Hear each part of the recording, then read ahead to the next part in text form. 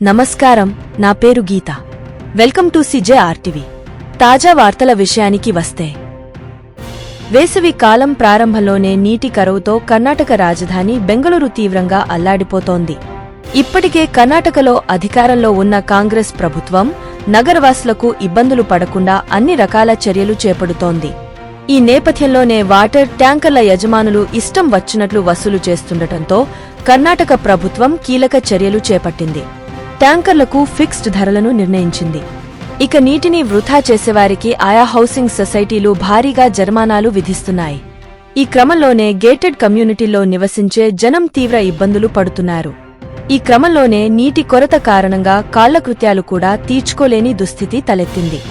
దీంతో పక్కనే ఉన్న షాపింగ్ మాల్స్కు వెళ్లి అక్కడ టాయిలెట్లను ఉపయోగించుకుంటున్నారు.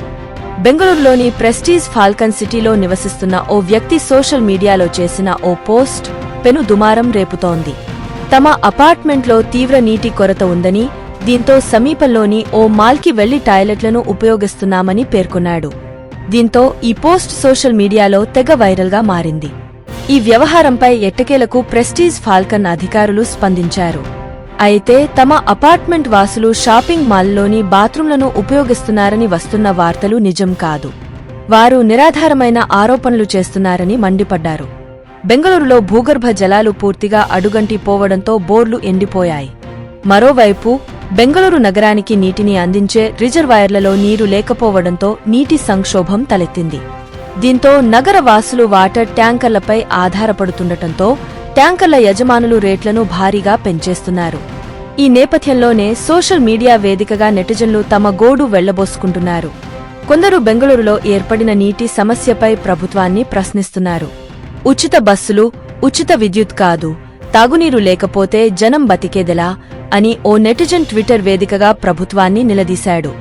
ఇక ఉప ముఖ్యమంత్రి డీకే శివకుమార్ మాట్లాడుతూ బెంగళూరులో నీటి కొరత రాకుండా అన్ని రకాల చర్యలు తీసుకుంటున్నామని వెల్లడించారు. ఈ నేపథ్యంలోనే ఉన్న నీటిని జాగ్రత్తగా ఉపయోగించుకోవాలని ప్రజలకు ప్రభుత్వం సూచించింది.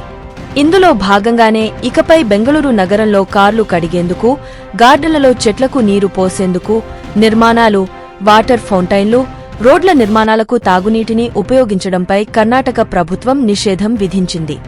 ఈ నిబంధనలు ఉల్లంఘించి ఎవరైనా మంచినీటిని ఉపయోగిస్తే వారికి 5,000 ఫైన్ విధిస్తామని కర్ణాటక నీటి సరఫరా, మురుగునీటి బోర్డు ప్రకటించింది. మరొక తాజా వార్తలతో మీ ముందుకు మళ్లీ వస్తాను. అంతవరకు సెలవు. CJRTVని సబ్స్క్రైబ్ చేయండి. ఈ వీడియోను లైక్ చేయడం మరియు షేర్ చేయడం మర్చిపోవద్దు.